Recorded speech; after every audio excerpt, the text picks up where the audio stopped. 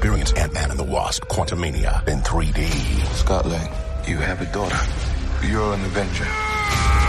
But out here, you're out of your league. On February 17th. Kang's a monster. He can shatter existence. An Avenger. I don't care what he can do. I'm getting us home. Must face a conqueror. You may not want her to watch this. I'm sorry, Cassie. Ant-Man and the Wasp: Quantumania. Experience it in 3D. February 17th. Rated PG-13. May be inappropriate for children under 13.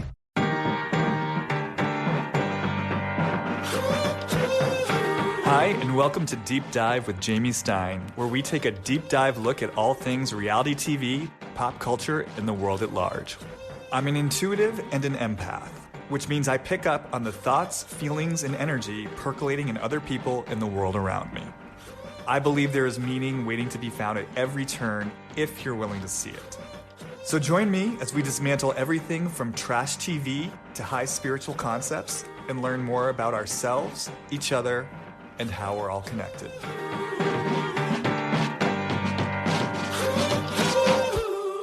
Hi, everyone, and welcome back to another episode of Deep Dive with Jamie Stein. I am joined once again by very, very good friend of the podcast and valued contributor, Piper Sample. Hi, Piper. Hi, Jamie. How you doing today? I'm coming through it. I'm super happy it's Friday. Yeah. Yeah. How about you? I'm good. I guess I'm super happy it's Friday too. I'm very tired. It was one of those nights where it was just a sleepless night, and no matter how hard I tried, I just couldn't get to sleep. So I'm here, fatigued and slow, but trusting the slowness and seeing, where this wants to take us in today's exploration. Cool. I look forward to hanging out with you in the slowness. Feels good. Good. Me too. So having said that, why don't we just jump into it? I thought today might be a good opportunity to catch up with the Jen Shah situation. As most people listening to this, I'm sure already know, Jen has been arrested on some pretty serious fraud charges. I'm curious just one about your initial reaction to the news in general. I know for me, just coming out of the gate, I think there were two things that really stood out to me in hearing about this. One, just the fact that I believe this is the first time that a housewife is really being charged with being what I would call a criminal mastermind. I mean, we've seen other housewives get in trouble before, but I think in each instance, and I'm thinking here, obviously, Teresa Giudice, who went to jail, or someone like Erica Jane. I'm also thinking a bit of Vicky Gunvalson, who got herself embroiled in a cancer scam, even though she didn't end up going to jail for it. But I think the difference between these situations is that in those cases, it really was more the man who was undertaking the criminal action. And I think for those women, there's definitely some question about how much did they know, what did they know, when did they know it. And there's definitely a sense that there's more culpability than maybe either one of them truly wants to admit along the way.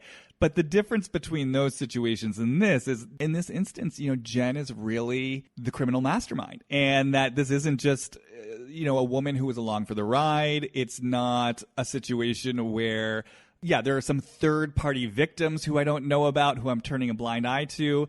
If the case against her is true, this is a woman who is knowingly and willingly duping people out of their money and orchestrating some really high-level conspiracy fraud. So I find that really interesting.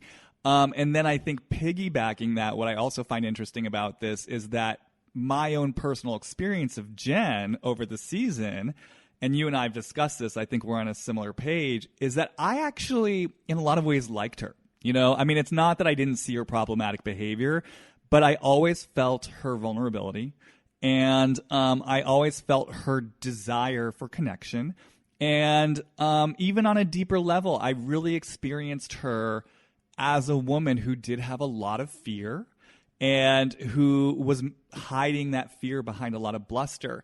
So I think for me, even though I'm definitely the last person to ever make easy categorizations about good people or bad people, and I'm the first person to understand that criminal has their humanity and that, you know, a so-called upstanding citizen also has their shadow. I do have to say there was still something really jarring to me about having been on this experience of the first season of the show with this polarizing, provocative woman who I did truly, on some level, have a certain affection for, even amidst all her problematic behavior.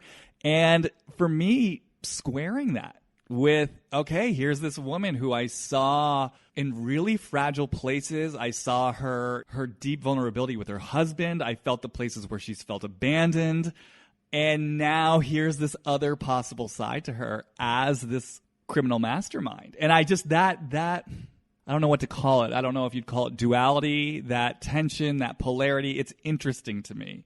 And part of me wants to explore that a little bit, about how to hold these different parts of Jen, and maybe even see if we can get some intuitive flavor of how she holds these different parts of herself inside of herself, and how she navigates her own life as a woman who clearly she's not thinking of herself as a bad person. You know, and clearly she does have all these very human, vulnerable places, but then in secret on the sidelines, she's doing things that are quite naughty. So that's kind of what I'm most immediately here with when I hear this news. But I'm just curious for you, like, what comes up for you when you take in or hear the news about Jen? Yeah. When I heard, like, I think you were the one that actually said, did you hear, you know, this news? I didn't hear it before you said something, or I might have heard a blurb or something, but didn't really, kind of blew it off. And when I blew it off, it was because I could feel the place in me that I didn't want this to be true. Like, it's kind of almost like Erica Jane and her husband, you know, it was like, okay, I still don't want that to be true. I just don't want that to be true about people that I'm genuinely rooting for on some level, because I almost feel like disappointed and betrayed and really sad. You know, I feel bummed out because she displayed so many awful behaviors in so many different contexts. Like, her meanness that came out when she was deeply hurt was so cruel, really cruel. Like, you know, she would literally go for the jugular. And I still wanted to say, she feels that much. If we could just turn that corner with her, look what she could do. And that's the way it feels. It's like, okay, this woman is fucking smart and really cruel. I was thinking about how what she had to tell herself to be able to do this. And I was like, what I heard was, they deserve it. If I'm smarter than them, they deserve it. I mean, come on. Who's that stupid? It's like a true, and I don't want to put her in a category either. Like, I'm certainly not qualified to diagnose anybody, but when I have read about narcissism, when I have just done the little behind the scenes research myself, it's like, okay, her picture could be up there. Piper. I mean, I'm freaking out right now because, yeah, so before this podcast, I just sat down for 20 minutes and just, dropped into different things. First thing I dropped into was Jen towards the victims. Literally exactly what I heard. I mean, I want to get crazy. My notes out. It was like, I pulled one over on you. If you were dumb enough to get duped, if you were dumb enough to fall for this, then you fucking deserve it. That's literally what I heard. And that's right. When I dropped into it even more deeply, just to get more of the specific flavor of it, it really, for me, was this sense of the system cheated me, so I get to cheat the fucking system. And kind of looking at these people as just these pawns in a system that's failed Jen. So I get to take what I want. And then, yeah, exactly. These people are dumb for letting themselves get played. No one's really there for me in this system. So I get to take what I fucking want. and it feels really good. Mm-hmm. Yeah, it reminds me of, as you were talking, I had a visual of, walking behind someone who, drops $100 bill, and you see it happen, you pick it up, and what do? You're like, hey, you dropped your money. But somebody like her, what she does is she doesn't even think twice. Like, oh, finders, keepers, losers, weepers. Like it's there for the taking. You dropped it. I saw it. It's mine. Mm-hmm. So there's something I could just see her, kind of as a kid. I don't know if you've ever been in that position before where you had the opportunity to keep something that was lost or to return it. And like, what did you have to grapple with there? And how did you decide, or did it just automatically happen? So somehow I feel like in her, for whatever reason, there's kind of like a orientation to, I'm taking advantage of opportunity. And if opportunity isn't around me, I'm going to create it and still take advantage of it. Yeah. I mean, I agree with you. I feel so much entitlement. And to me, it feels like it comes from this place of something's owed to me.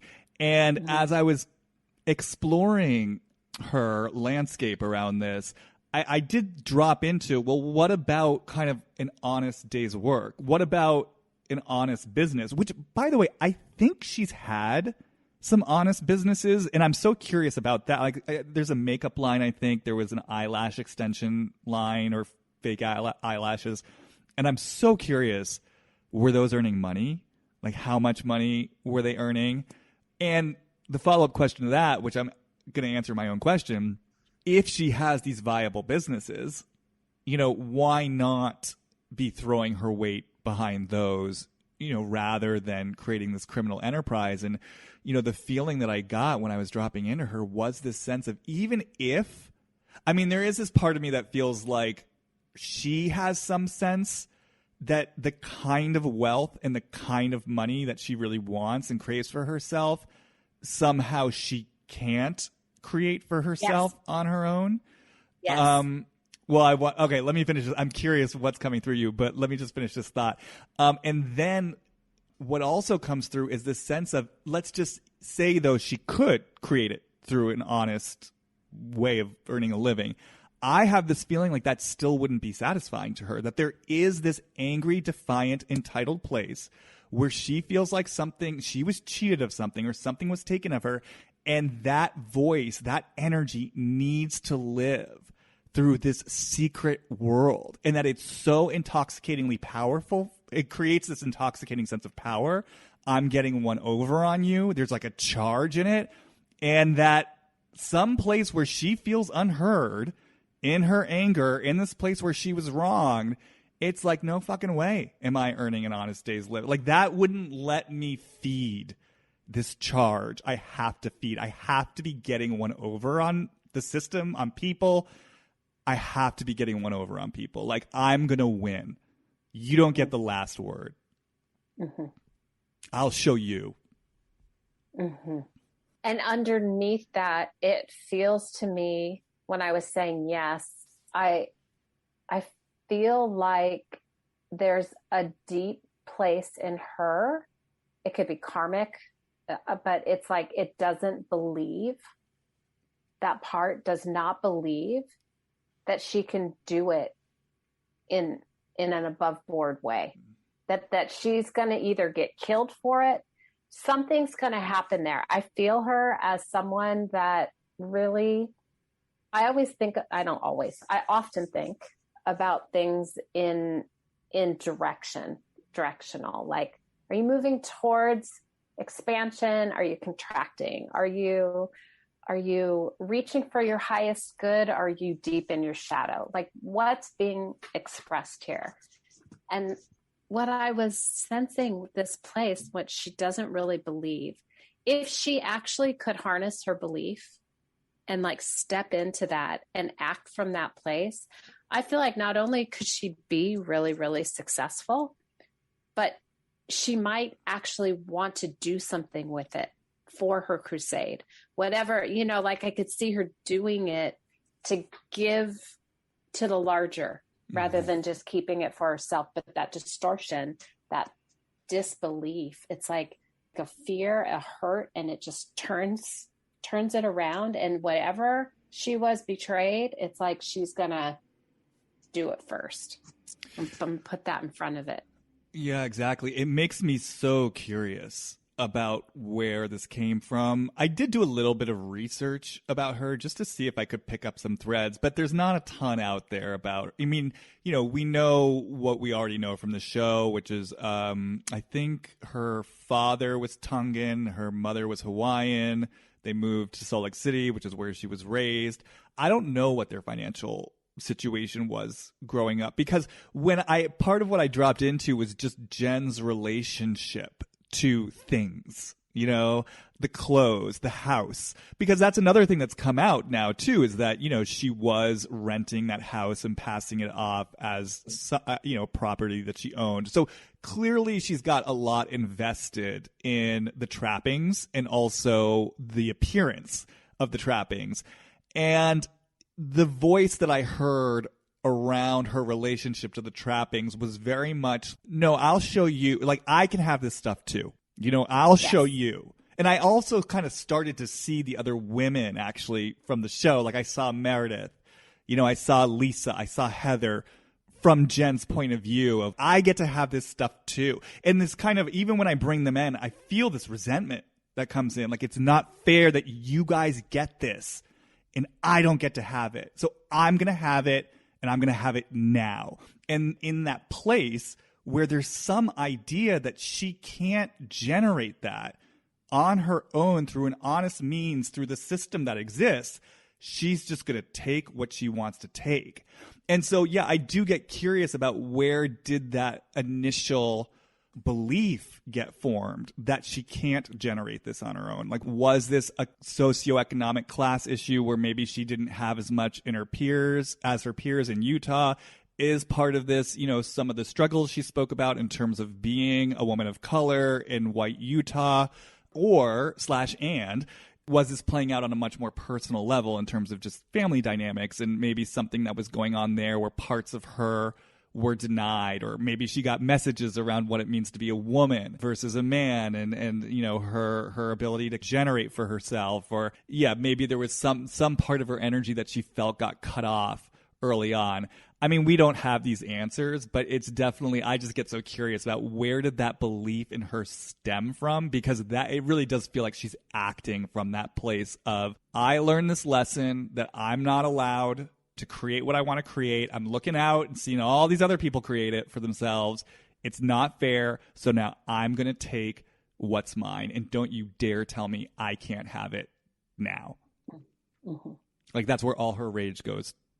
Yeah, I feel it on all levels there. Even just knowing that in her little promo or whatever, that little intro piece that they do, where she's talking about converting from being a Mormon to Muslim because of what she learned after the fact. So she was groomed even in a religion that she didn't find out till later, wouldn't allow someone like she was married to hold priesthood.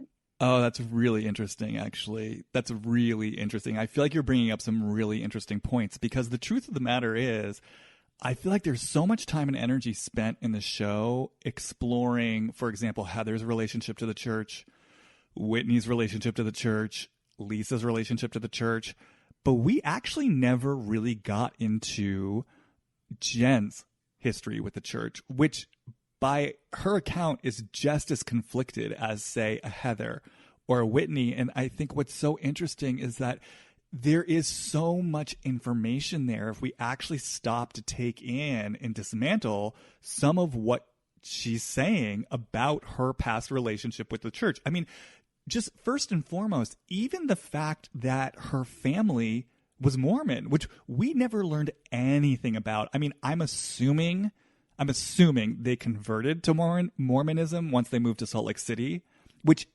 that right there is information about the kind of home and family structure that she grew up in, that she came from a family that was part Tongan, Hawaiian, I believe she said part Chinese. They moved to Salt Lake City, and then they adopt this religion that by all accounts is predominantly white and doesn't seem altogether welcoming to people that basically aren't white. I hope I'm not speaking out of turn here. I actually don't know that much about Mormonism.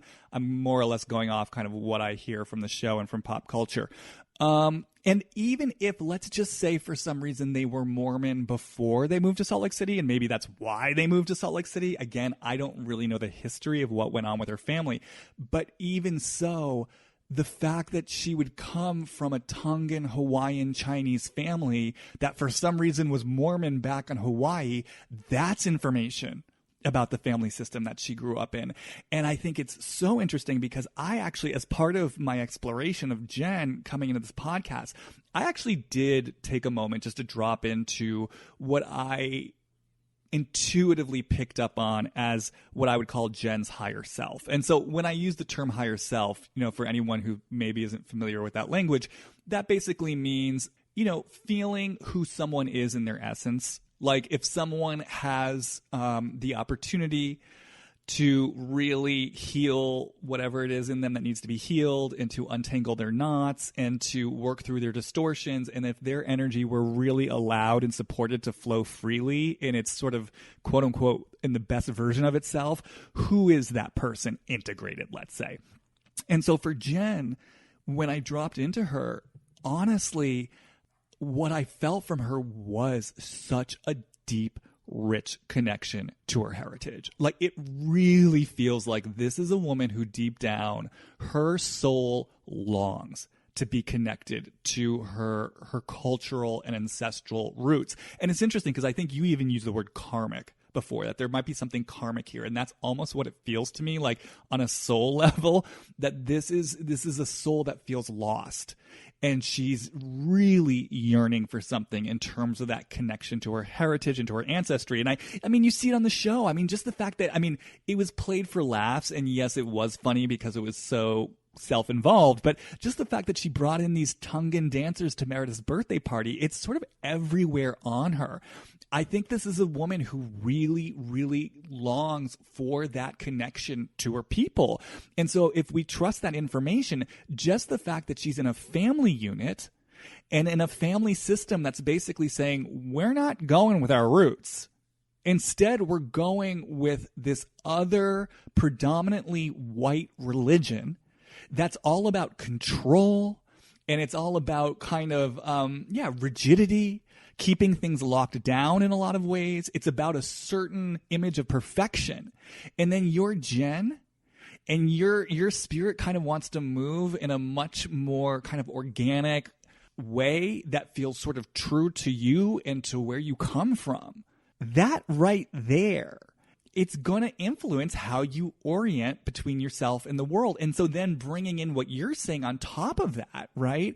That this was a woman who went along with Mormonism for a long time. So it wasn't like Jen was sitting there saying, I don't want to be a Mormon. She was, from all accounts, a devout Mormon. So on some conscious level, she's not really questioning anything. On some level, it seems she's betraying herself.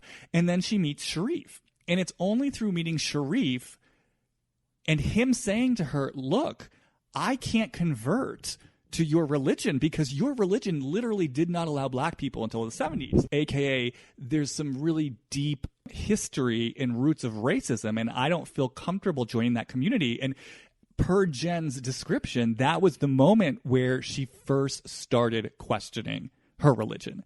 And then she made the decision to leave the religion. So again, I just bring this all up because it's information, right? When you talk about, this sense of betrayal and being let down, that this was a woman who clearly was fed certain notions and ideas of what she should be doing and how she should be acting, and that Mormonism is the way, and it sort of goes against her inner nature, and she toes that line, and she makes these decisions to cut off from certain parts of herself, and then she gets this outside information that actually this religion, isn't really open to all these parts of you, and actually this religion isn't really sort of looking out for your best interest, and you actually have to choose something else in order to stand by your husband and your sons. All of that, right, is information around what we are currently speaking to. This sense that there is a system that's not there for you. There is a way in which you don't work within the system, and that honestly, there's something kind of inherently wrong with you. And in order for you to choose you, you have to turn your back on things that you know and love and were told is the right way to go for your entire life.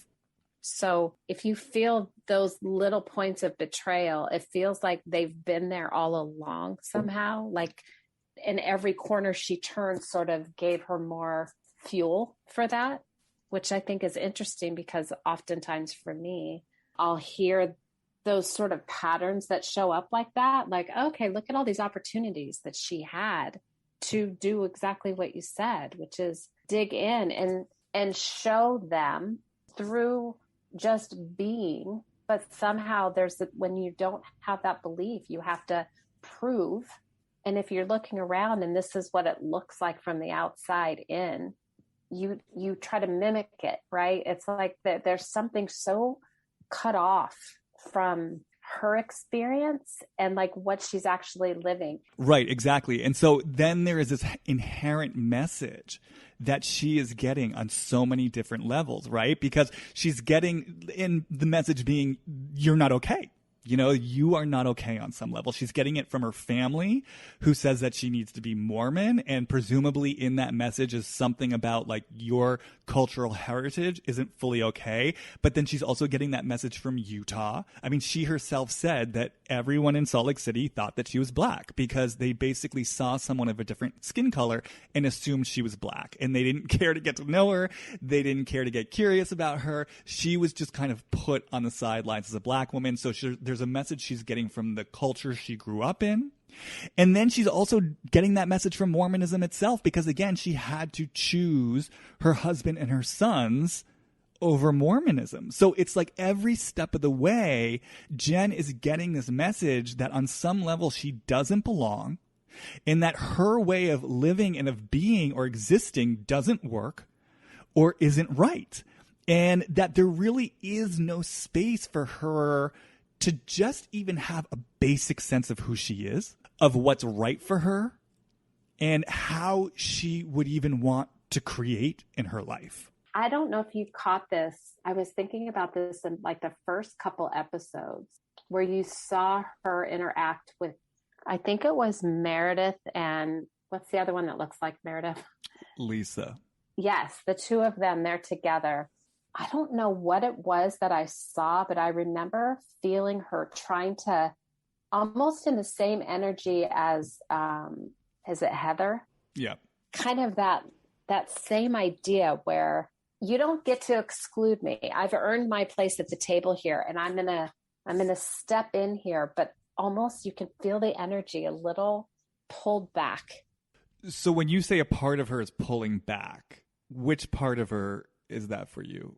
I think it's the part of her that almost, and this is the thing, it's on that same thread of opposites where either it's like a fragile person that sits up and says, I'm better than you. I'm teetering on this pedestal that I put myself on to make you believe I belong here. But if I show myself too much, you might see me for the falseness that's here. I see. But I'm going to come in with a punch that is connected to her, the fire that she could be using to do this in an honest way. Yeah. So what I really hear you saying here is speaking to this tension of opposites going on inside Jen, that she's this fiery woman, right? Who's got all this strong life force energy in her. And then she's told, basically, there's something wrong with you. You don't belong here. That energy doesn't belong here. And so that wound or that experience of getting shut down then creates a kind of fragility in her. There's a wounded sense of self. a part of her that, as we're discussing, doesn't believe that she's okay or safe or able to be true to herself and to make it in this world. And so then it's like, well, then where does all that fire go, right? If she is actually in her essence this passionate, fiery woman, where does she put that? And I feel like what happens in the place where it gets shut down or she learns that it's not totally okay, it comes in sideways, right? And that's the place where she's pissed. And that's the place where she starts to get this inflated sense of self and superiority. It's this part of her that just wants to say, I belong here too, like you're saying, and I demand my seat at the table. And by the way, I'm actually better than all of you. So on the one hand, she feels like an outsider, like you're saying, and there's that feeling of being an outsider and that feeling of fragility that then causes her to bitterly overcompensate with these feelings of superiority. And yes, like you're saying, she puts herself on this pedestal. She comes in with this punch.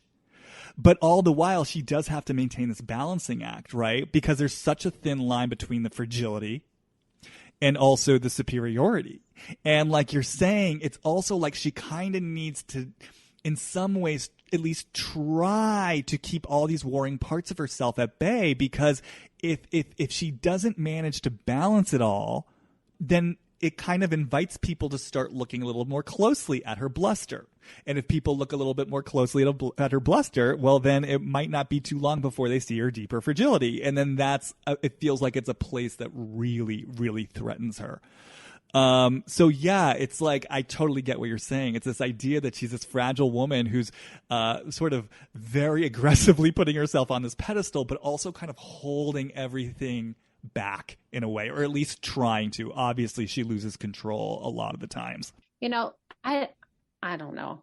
I know that we're operating on the assumption that it happened, but I can feel myself not want to believe it. But I can see it now. At first I was like, I'm so shocked. But now when I hear some of the things that she said and feel it from another energy, it's like that, like you deserve it. All those little things that you said earlier. It's like, oof, that's coming in hard here.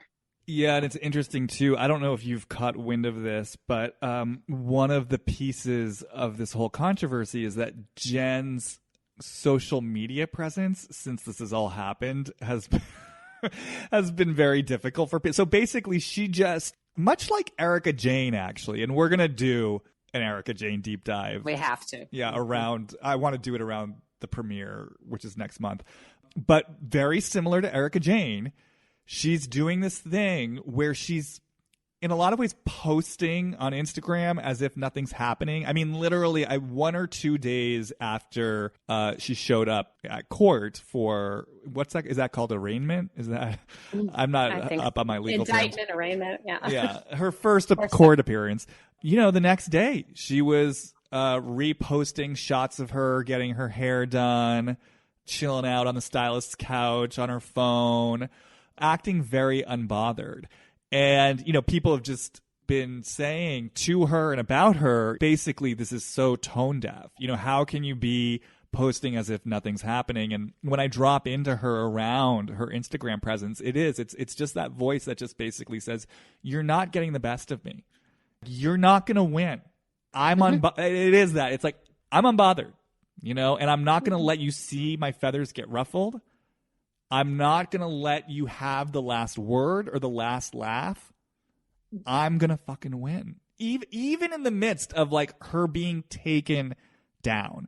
And, what everyone's saying as far as legal experts and armchair commentary is these kinds of charges don't get brought, particularly by the particular department that's bringing them, unless they have a really, really solid case. I mean, it's pretty much a foregone conclusion for most people who are in the know that she's going to be serving jail time. Like, she's going to be found guilty and she's going to be serving jail time. She's being taken down hard.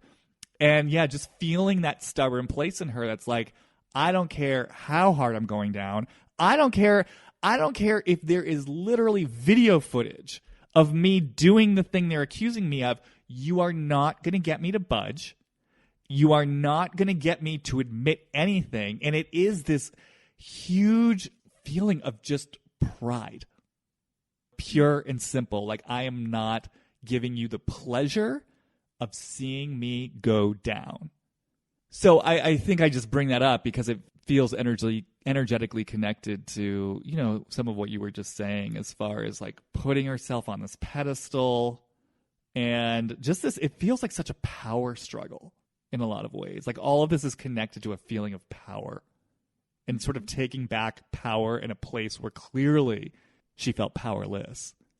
That's what makes it so sad to me, because I feel, look, there's lots of leaders that are out there that share similar energy or leadership styles, so to speak. And it's so sad because they have the makings, you know, like the energy, the capacity to do so much meaningful change. Like they have the ability to change. They're change makers. And the need to use it for personal prop is just, I don't know. It breaks my heart a little. God, it's so interesting that you're saying all this because it really actually takes me back to when the news finally broke about Trump's tax return, right? And they kind of finally made the details of that public, and that there was kind of this overarching sense that, you know, he had done a lot of maneuvering to basically avoid paying his taxes. And it was so interesting to me because I remember reading about that and taking in the information about kind of, you know, what he had engineered and how he'd moved things around. And I remember just taking it in and just having such a deep feeling for myself with regards to Trump of, God, like, look what this guy can do. You know, I mean, to me, it actually felt like wizardry to me. And I remember I really had this deep intuitive sense of it. Like, I felt kind of literal smoke and mirrors, and I heard the words. It's the title of that movie they made with Michelle Pfeiffer about Bernie Madoff, Wizard of Lies. Like that, I kept hearing like Wizard of Lies, and I kept hearing wizard. And to me, I more than ever, I just got this sense of like, Trump's a magician. I mean, look at what he's creating here. Look at this huge kind of false sandcastle he created around his finances in order to like keep this machine of his financial life going. I mean, even talking about it, there's a way in which I get pleasure talking about it because I can just feel the power of his creative energy here. He truly, when it comes to this, what feels like a shell game he's playing with his finances and really sort of doing everything he can to hold on to as much of his money as possible, he truly feels like a wizard who is able to enact these very complicated magic tricks. And I remember sort of taking in his wizardry. And just like what you're saying with Jen, I really had this deep question for myself of, oh my God, what would happen if Trump took this same wizardry that I'm, you know, and again, I want to say this is my intuition of things. I know there are people out there who might see it differently, but from my sense of things, if he took this wizardry that's going full force into kind of protecting his own and in some ways kind of cheating the system and not wanting to fork over all the money he might have to fork over if he weren't, you know, creating this house of cards, what else could he be creating? What if he took this same wizardry and black magic and put it towards the greater good? Or even, you know, like you're saying with Jen, if there is some sort of crusade in Trump or there's something that he's fighting for, like actually doing that in what I would call some sort of higher self way. Because energy is energy, right? And it's all creative energy. And this is true for all of us. You know, we all have things that we do that are either, you know, constructive and for our greater good and for the greater good of others. And then there are things that we do that, you know, we could call the lower self. It's the ways that we get destructive. It's the way that we get distorted. It's the way that we act out against ourselves or others. But that's still creative energy. And that's still an expression of our life force. And so that's kind of why I'm always inviting people into, like, rather than judging yourself for the ways that maybe you act out or the ways that you get self-destructive or the way that you get destructive towards others, if you can instead hold that impulse and get more curious about where it's coming from and what voice needs and wants to be seen and heard, so that you can actually see and hear that part of you. And once that part of you gets seen or heard, then you can liberate that amazing creative energy and let it flow towards other things that might actually make you happier and make others happier. So this is all just to say, yeah, I'm totally right there with you. It's all this dark, negative pleasure energy that Jen is funneling into the secret world of power. It does beg the question, what could be created if she weren't funneling it into this? Because I agree with you. She is a powerful creator, and she is a fiery woman, and she's a smart woman. And there's a lot she could be doing with this energy if she were willing to engage with it in a different type of way.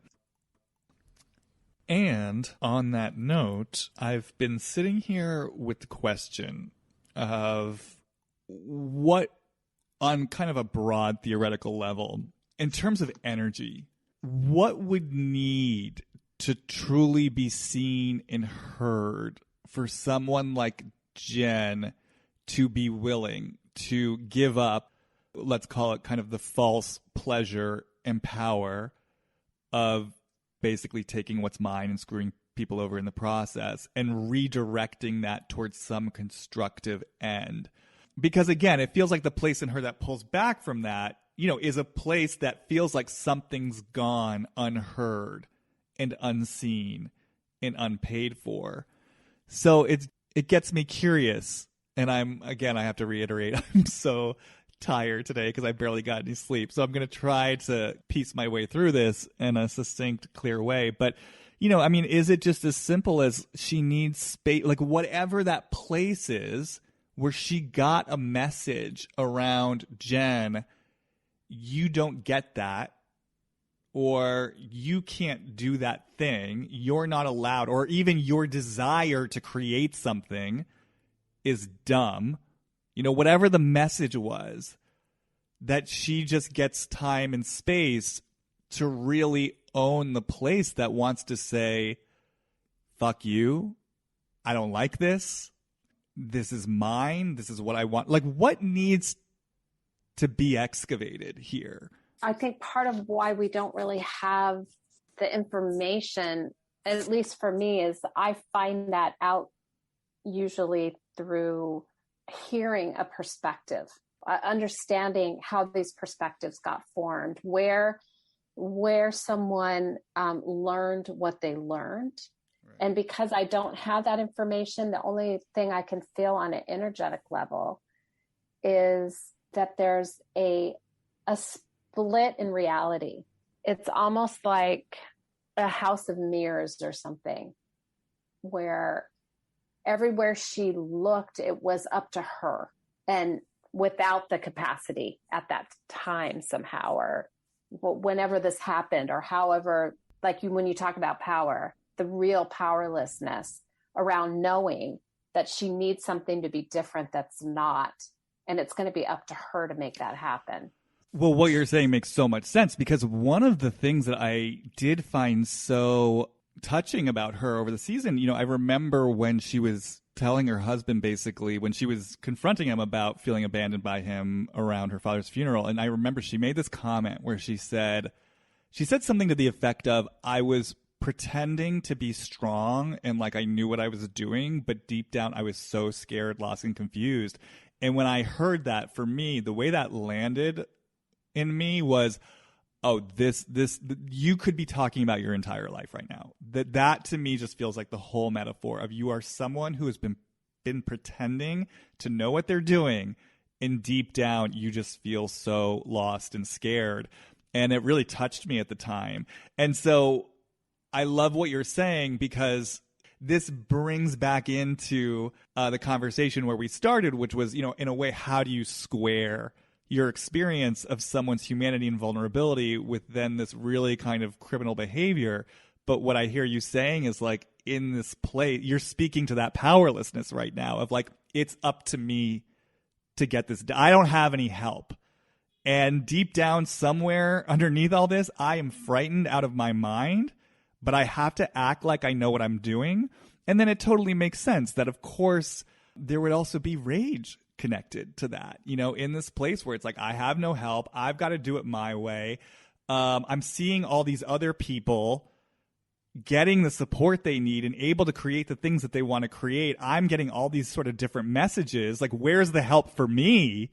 Basically, okay, I'm going to go take what's mine. And in doing that, I get to avoid this deeper sense of powerlessness and instead enjoy this false sense of power that I'm creating through this very intricate world of like offshore accounts and duping people. I mean, I can feel the cruelty of it, right? And as we know, that kind of cruelty usually does exist in a place where we are kind of avoiding that deeper sense of powerlessness in ourselves.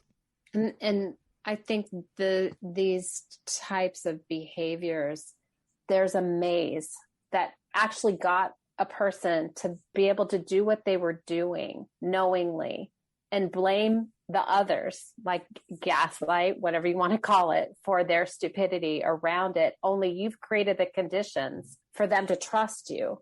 So there's a way that she's created this little, like, it feels like a house of cards made of mirrors that has a lot of mazes in it. So her way back to reality, it's like when people tell lies to cover their lies, to tell lies to cover their lies. If you ask them where it started, they wouldn't be able to tell you. And what's interesting about what you just said, too, it feels like there's just so much classic projection there as well, in the place of, if we're framing this in terms of the powerlessness that Jen doesn't want to feel, and then she's getting one over on these stupid people who let themselves be duped. I mean, of course, on some level, I'm sure she's looking at those people, and it is kind of an externalization of the place in herself that she does not. Mm-hmm. Yeah, feels powerless, that feels like it got duped. It's like, yeah, like I'm not that. Ha ha ha ha. I've got the control. I've got the power. So I mean, it's like, in a way, she's pointing a finger at herself, saying, you know, you deserve what this. makes it so sad. That's where I get so, like, it's almost like like when somebody is on tape saying something, like it's clear that it's them, and there's lots of people saying, this is what I heard and here's evidence of this, and they're still saying that's not me, I didn't say that. It's like their reality is so internal. I don't see you. I don't see what's happening out there. I only have this. And if I let go of this is where I feel the fragility. You know, if I actually let go of this, I'm going to be so lost. I'm going to be so lost. Well, so then let me ask you this question, because I feel like, again, this is something we have in common. I mean, I think we're both people who can really see someone acting out, but then sense deeper currents of vulnerability and humanity, and really have deep reserves of compassion and sort of patience and understanding there. I think for me, when I did hear the news about Jen's criminality, there was a part of me that paused, and basically I posed the question to myself, Jamie, do you give too much leeway? You know, when you see someone like Jen, who again had a lot of problematic behavior, and I'll be the first to admit it. The contrary part of me loved, going on Instagram and saying, hey, I'm into Jen. I like her, and by the way, I still do. I mean, I like her fire. I like her. I like the Jen who was taking salsa classes with her husband. I do respond to people who have heat and fire, and also, and the vulnerability. And in that, was I not taking seriously enough these other signs of, what you might call, I mean, I don't like using this language, but, what you might call her pathology, or, her, the more disturbing parts of her personality. Now, I also want to throw in the caveat that this is also a relationship I'm having with a TV character. So my experience of her might be very different if I were meeting her in person. But yeah, I'm just curious in this place too, where you were like, I don't want to know this about her. Like, is there something here for people like us around, maybe pay a little bit more attention to some of the more overt signs, rather than being so quick to just say, well, I sense what's underneath that, and let's ride with that. Absolutely.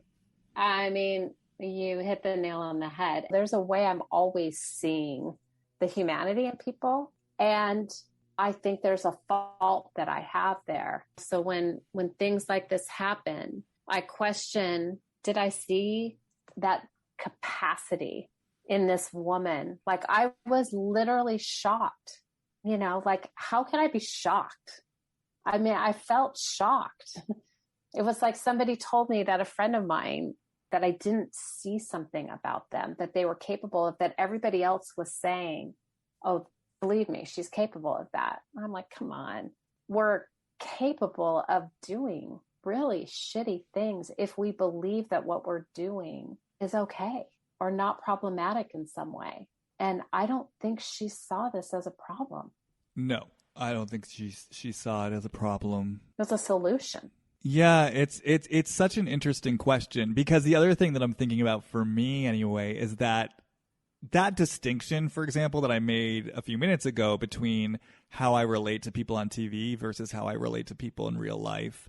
That actually is an important distinction, because I am, very intuitive and self-protective. I actually do tend to be I pay attention to the red flags, very much so. And anything that feels kind of energetically off, I really listen to. And I'm very discerning, about who I let in and to what degree. So for me, it almost is, part of me wants to say it almost feels something very specific to how I relate to these TV characters. But then I also wonder, for example, as someone who works with clients, when I work with a client, part of what I'm doing, and I'm sure this is true for you too, I'm feeling what I experience as their higher self. And I'm bringing that in, the potential which I feel like is part of what we were doing with Jen, which again, I mean, actually now this is helping me to make more sense of it, because in the place where she is a TV character, and there is that kind of barrier, much in the way that there is an inherent barrier with a client, right? Because it's this professional relationship, or we're not like in a personal relationship. I think in some ways it is easy for us to feel the vulnerability and to feel the potential higher self. But yeah, I think about that with clients too, where, sometimes I am bringing in the higher self, and sometimes I wonder, am I missing something about what they might be doing elsewhere in their life that I'm not looking at, because I'm so keyed in, one, to the higher self, and two, also wanting to give them space to be, in other currents of energy that maybe they've felt ashamed of, or sort of on the outside looks destructive. Because, as you know, and I'm talking about this on social media all the time, I do think there's wisdom in all of our energy. Even Jen, there's wisdom in what she was doing, in the sense that if she were willing to bring consciousness to her actions and to actually look at the place in her that's saying, hey, they deserve it. Oh, wait, that's entitlement in me. Oh, wait, where's that entitlement coming from? Oh, wait, there are these things that I suffered early on. Like, okay, let me start doing my emotional work. That's wisdom, right? So for me, Jamie, as someone who's holding space for clients, I'm always coming from the place of, let's not shame, these different currents of energy and these places in you, and let's find the wisdom in it.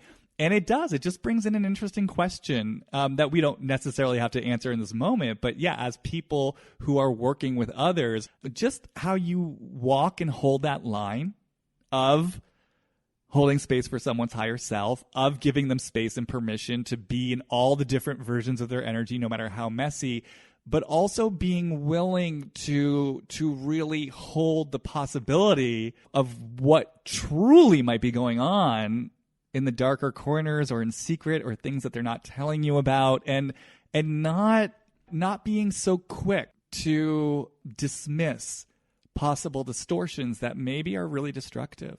Well, yeah, and in the the difference between watching a show and working with clients, we're the producers, we're the directors, right? We get to ask the questions that are meaningful for us or interesting for us. When we're presented a show, it's been edited and shaped to tell a story based on somebody else's idea of what they saw. So, or what seemed interesting to put out there. So for instance, somebody like Jen, if she's not sharing with us where all this money is coming from, we could very well easily just believe that she's in her higher self creating this amazing life for herself. But what's incongruent is the way that she's treating people, right? Like the relationship issues that she's having. If something is flowing that open and that big, and there's all these distortions in other places, something's off. Something's not working. So to kind of go into the places that aren't working, I think links you to maybe the distortions that are happening that she's not bringing in. Mm-hmm. Well, I mean, two things. One, it is interesting because you're reminding me, I did have that question early on in the season of where is this money coming from? I mean, I remember really wondering about that. It's interesting, though, that I never really followed the question anywhere. I just kind of at a certain point just kind of settled into the uncertainty and the unanswered question and then moved along. And maybe if I'd really stuck with that question, because there are other people that I've wondered about who I've never gotten over my sense of mistrust. So, for example, Marge on New Jersey. I've never trusted Marge. And I've seen all these signs along the way. I think we should do a Marge deep dive someday because, I mean, there's so much I've seen over the years. And I feel like this season she's finally... the facade is crumbling some and people are starting to see what I've been picking up on for a while. But it's interesting. Marge is another one where I just saw her house that was constantly in renovation and half finished. And just intuitively, her business made no sense to me. And I remember kind of having that same feeling of, it's this feeling, it feels like a house of cards. Yeah. And yet for some reason with Marge, I never dropped that thread. With Jen, I let the thread drop, and I let you know why? Well, that's what I'm wondering about in this moment. I think the answers that are coming to me are this. One, I do feel like I felt Jen's vulnerability, and I think that goes a long way with me. I've felt her vulnerability in a way that I've not felt Marge's vulnerability. Actually, okay, now I'm getting the answer. Jen, when someone is volatile like Jen, there's something about that I respond to and respect. There's something like that in and of itself is vulnerable. She's messy and she's kind of throwing it all out there.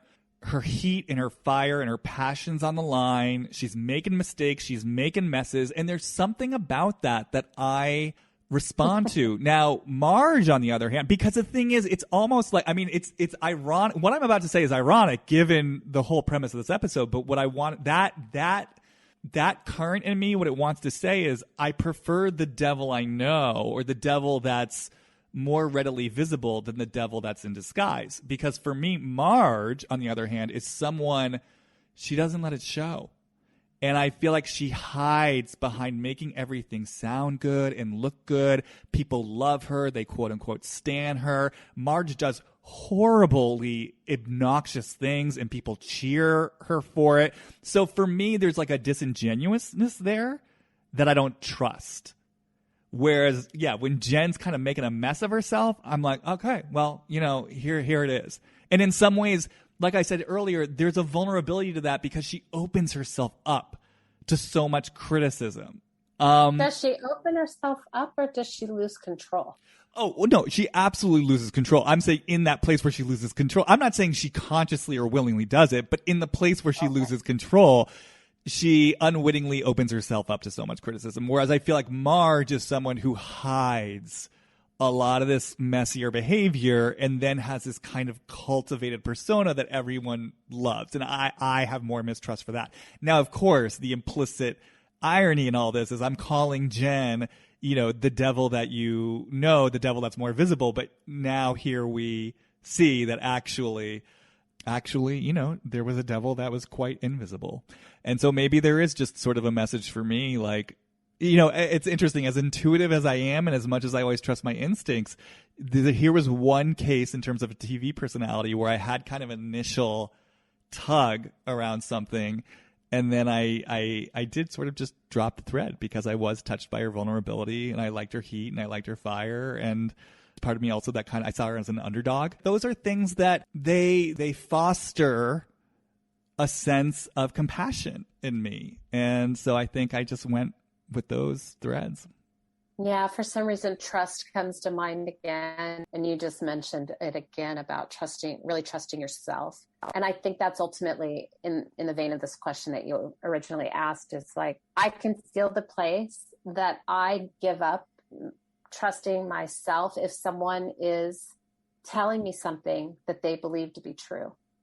Like somehow my edge, so to speak, is really to hold what I know a little tighter and also make room for their experience, whatever it is that they're saying, but being in relationship there rather than just setting down what I was, what my initial hit was. If information comes, it's like, I really want to trust people, and I will trust other people before I'll trust myself. And so that's the thing that I'm really, that this offered me, what I would say, this experience when it boils down. Yeah, more refined awareness of when you abandon your own intuition in relationship. Yeah, and because it's easy to do it, like you said, in a show versus in real life, it's almost like I'm flexing that muscle, so to speak, to really just, okay, if I really let this go, what could open up in me as I'm just witnessing these people that I don't have to hold, I don't have to, but what's happening? I think thank you. You've reconnected me with why I'm so into these stupid shows that, I just can't get enough of. Well, let me bring in one last question before we wrap this up. I'm curious about any hits, thoughts, intuitive responses, or general feelings regarding her husband and his role in this, what he may have known, not known, just what comes up for you around that? Yeah, that's been interesting. I mean, my initial thought is, yeah, he knew something. Wow. Whether it's he knew like we knew, like that thing that you don't want to see, or yeah, I have a feeling that he's also someone that needs to believe something about themselves, the way he presents. So it's not like I have distrust or trust. There was something about their dynamic that felt very, I don't know what it was, something off. I can't pinpoint it, but I think he knew something. Well, the vibe I always got off him towards her, well, whenever I drop into him towards her, it's kind of like my head literally wants to turn to the side in a way. It's like, I'm not looking at you. I'm not seeing you. I'm not hearing you. I don't want to know it.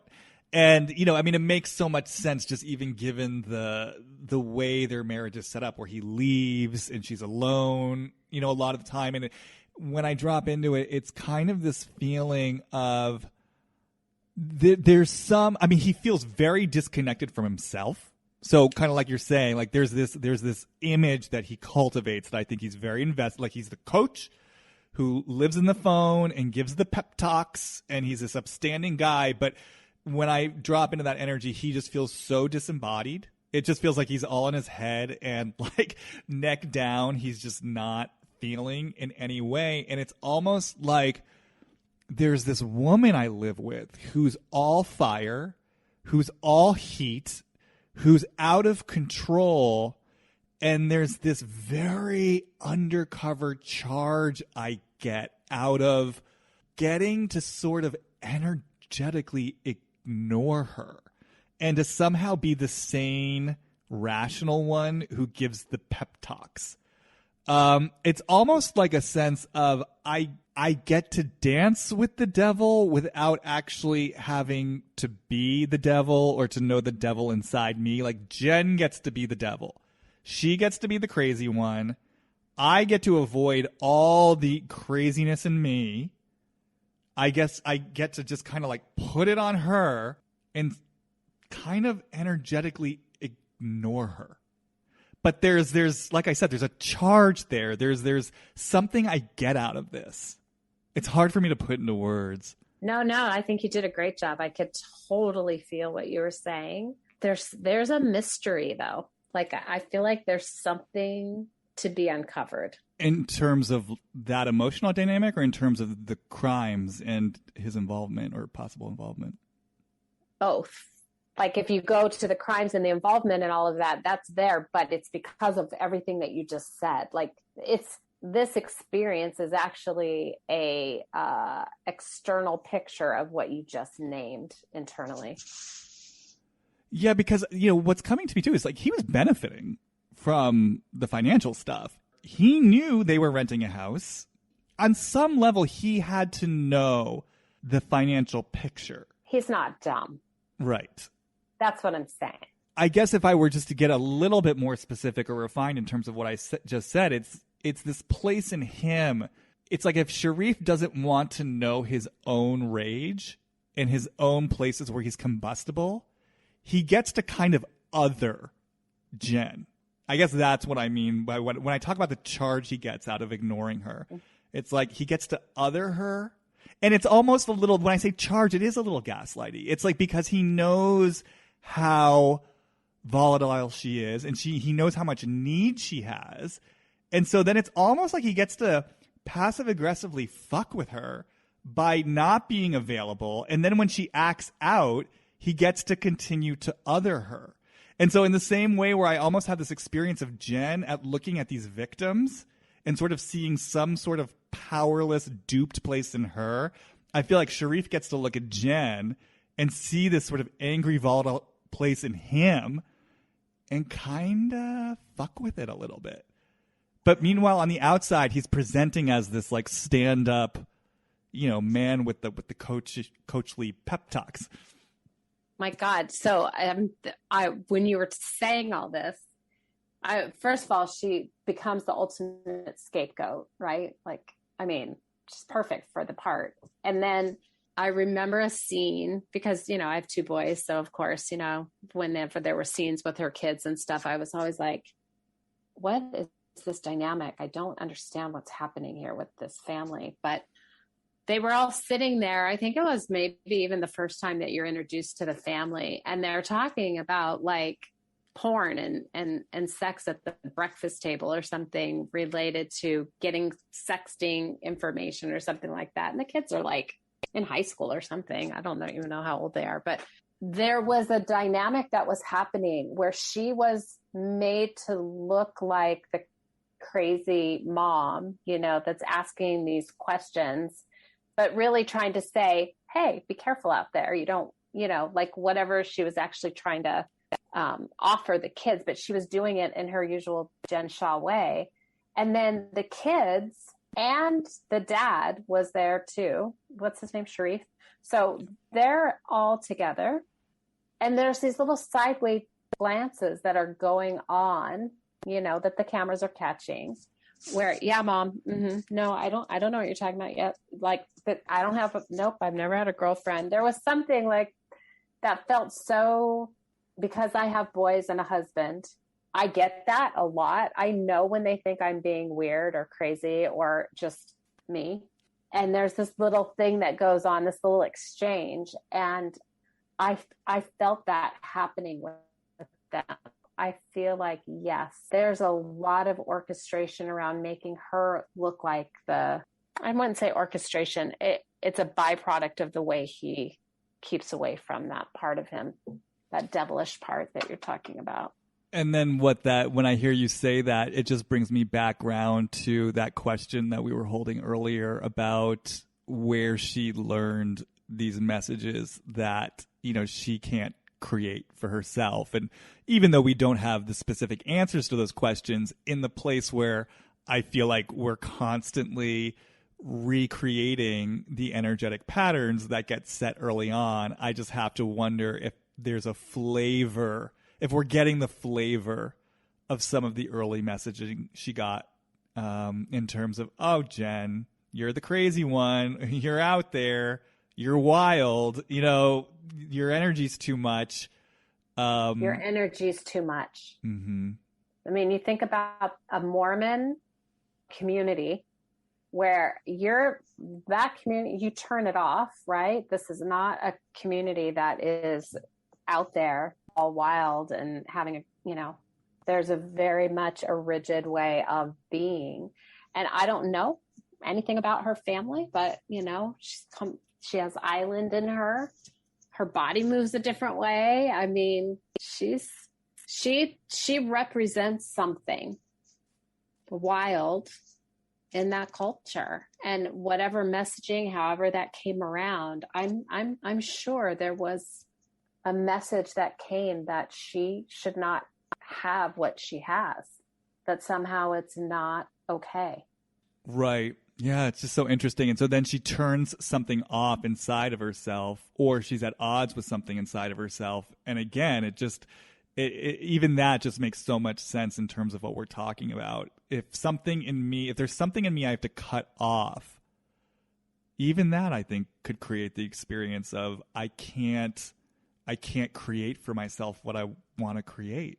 You know, I don't have access to all my energy. I don't have access to all my flow. I have to, and also kind of what you were saying earlier, I have to do something different. I have to be someone different. I have to fit in with something that's not authentically me.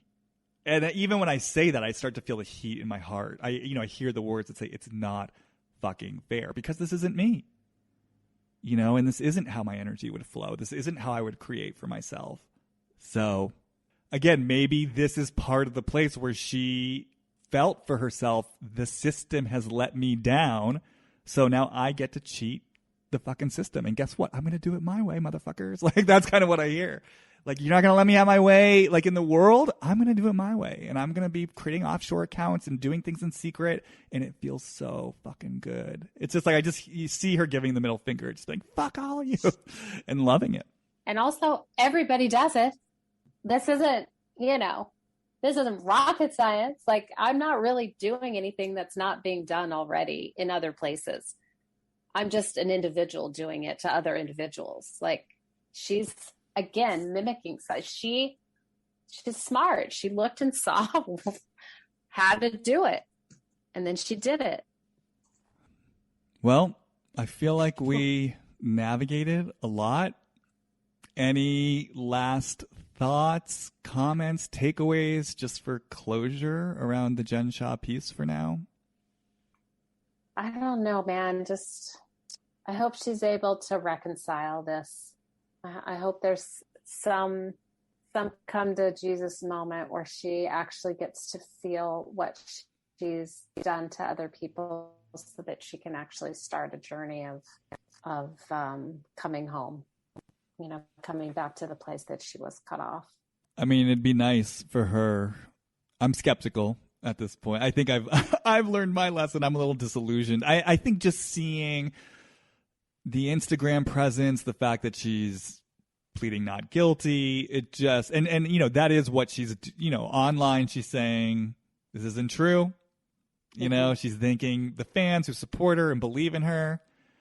And it's just when I mean, of course, what do I really expect? But when I see her digging her heels in and kind of maintaining what I pretty much assume is this lie of her innocence, it just makes me feel like you, kind of like what you were saying, you're just so deep in the Hall of Mirrors, and I don't think you're willing to get out of it. But having said that, you never know. You never know. That's a bitter, bitter pill to swallow. Like, that is going to be that's where bitterness is bred, like, I could imagine her spending time in prison, just bitter, if that's, if what you're seeing plays out, for sure, which is so tragic. Well, especially again in the place where this all stemmed from a feeling of getting cheated in the first place. And it's like, exactly. I was just doing what I knew to do, and now look. All right. Well, Piper, as always, it's a joy and it's a pleasure and a privilege. Thanks for being here with me today. My pleasure, Jamie. Thank you for having me. And as always, feel free to follow me on Instagram, Jamie Stein, JAMIESTEIN. There's tons of Bravo related content. And if you're feeling called to doing any sort of work together, head on over to my website, hollywoodreadings.com. Send me an email, and I will see you guys next time.